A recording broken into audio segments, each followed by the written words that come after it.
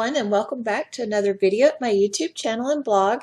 Today I'm going to be coloring up this stamp set from SSS Stamps called Mandy's Flowers. It was in one of the recent card kits, but it is available individually, and it has some really pretty floral images in it and some really great sentiments too. So I wanted to just take all the floral images and things from the stamp set and color them all up at once. Now here, what you saw me doing with that circle is solid. So if you get a bubble underneath there, then you're going to ink up that and you're going to transfer it over to your paper. So you want to make sure that you lay down that stamp without any bubbles underneath it so you don't get any ink oopsies on your paper. This was a new stamp set, so I had to ink it up a few times because it does have a lot of little bitty lines in each of the images. So I think I had to ink it up about 3 times just to get a solid impression on all of those really pretty floral images. So I'm going to be doing Copic coloring today. So I was using Simon Says Stamp Intense Black ink. It is Copic friendly, and I will quickly show you all the markers before I start using them. And I started with putting the caps over to the side, and then as the day grew on I forgot.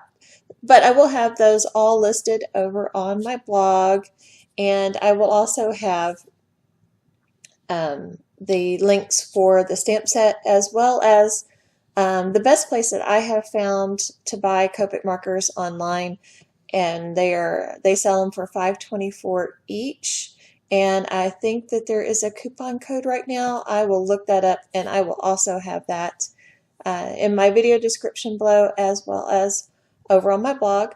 Now on these tiny little flowers, because they're pretty small, not a lot of real estate to do light to dark to light kind of coloring technique. So on these smaller things I like to do dark to light.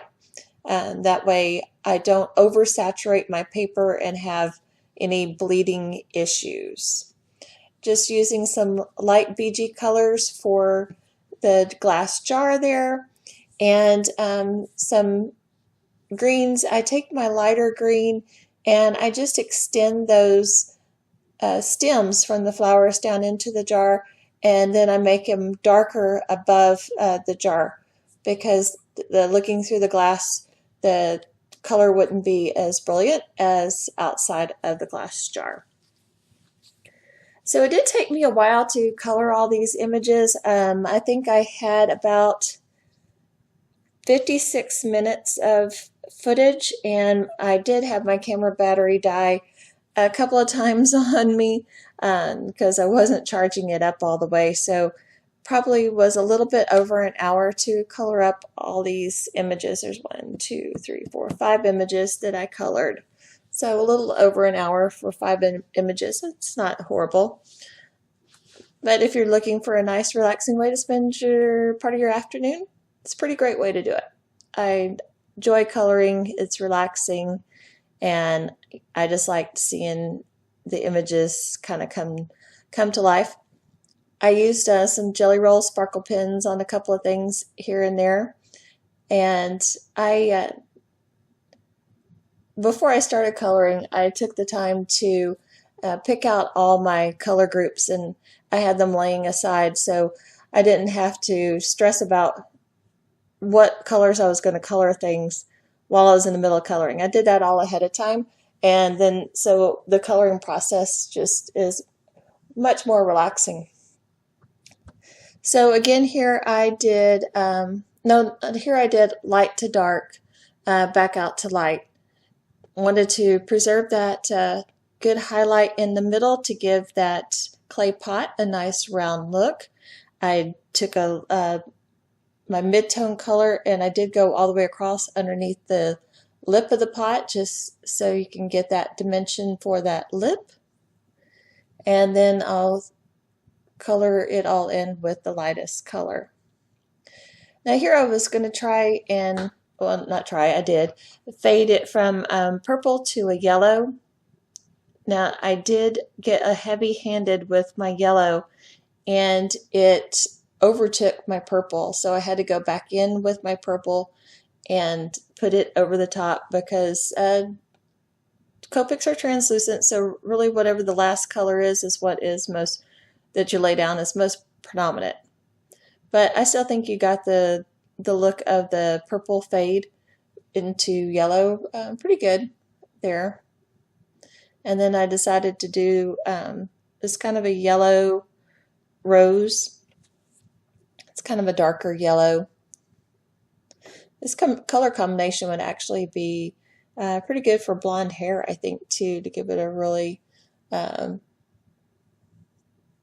of a golden blonde look. So I did use from this point on, I used the same color combination for my green on all my other greens. I used a lighter one on the tulips, but I kind of like this darker one better. I think it's more vibrant and just has a better overall pop of color. As finishing touches on all my flower images, you'll see me use my Signo white Uniball gel pen. And you'll also see me rub it on my finger. If it's been a while since you used your gel pen, your jelly roll pens, anything like that, if you rub it on your finger, it'll get it started and flowing good before you take it to your paper. So while I color up these, I will tell you what happened with my bees. I think I've mentioned before that I have 12 hives of bees as my ag exemption on our ranch property. And we had a queen die in one of the hives. So basically what happens when a queen dies, if you can't replace it right away, then the hive basically dies. Because then they produce drones, which are male bees, but without producing any female bees, which you have to have the queen to do that, then the hive will just die out.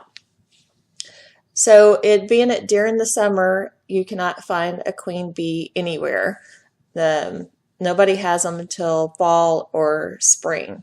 So we just decided we would just not try and save the hive. It was too late, and we'll just replace those bees out of that hive next spring whenever everybody has full stock of bees.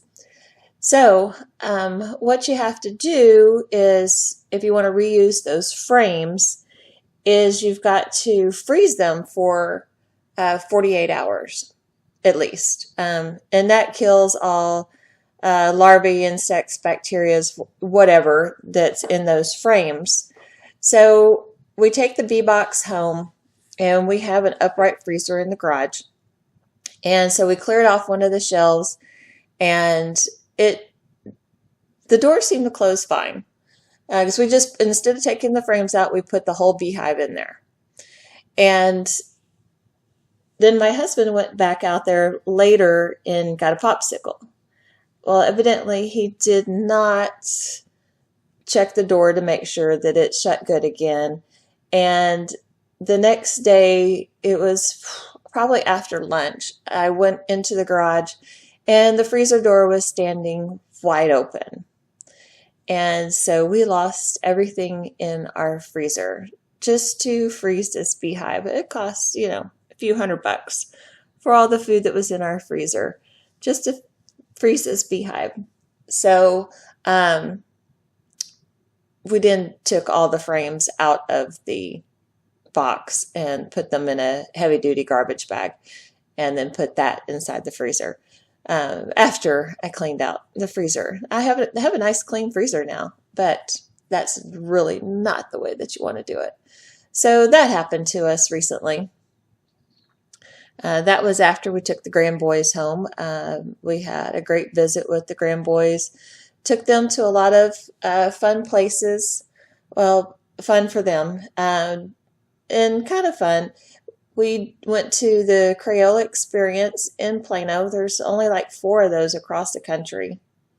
And that was fun. The boys made a wax hand, and I made a acrylic display box for their wax hand. I think I have a video up showing putting the vinyl on the display box. Oh, back to the coloring here real quick. I'm doing a what's called a aged copper look on this flower container. And I thought it looked metal to me, and I thought an aged copper look would be really pretty with this crimson colored flower. So with my lightest color, I just kind of mapped out where I was going to do all my shadows. And those are ribs that stand out on the middle of the container. So I wanted to go underneath all those to pop them out forward. And so I'm just going from light to dark, and then I'll go back out to light. Now this is going to look like a hot mess until it doesn't. So I have two different color greens in with this group, a YG91 and 93. And so I did the 91 first, and then I put the 93 in the middle of it. And so then I'm just going back with all my colors, light to dark, back out to light. And then as you go over that YG91, it really gives this aged coppery look. So it looks like a hot mess until it doesn't. And one thing I didn't say earlier is kind of when I get done, I take my darkest color and I put it in all the little nooks and crannies where I really want things to, fall to the back and help other things come to the front. So like you saw there at the very end, I went around that leaf, and it really helped pop that leaf forward. Now I'm starting on the blues for this last flower, and I will get it in frame here in a second. I didn't notice right away that I wasn't in frame, and there we go. So I mapped out all my dark spots, and then I'm extending it with my mid-tone color.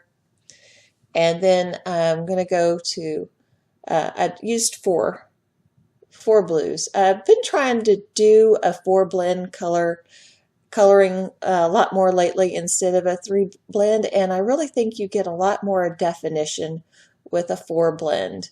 And again, at the very end, I go back in with my darkest and really accentuate those shadows and things to really give it a lot more depth and dimension.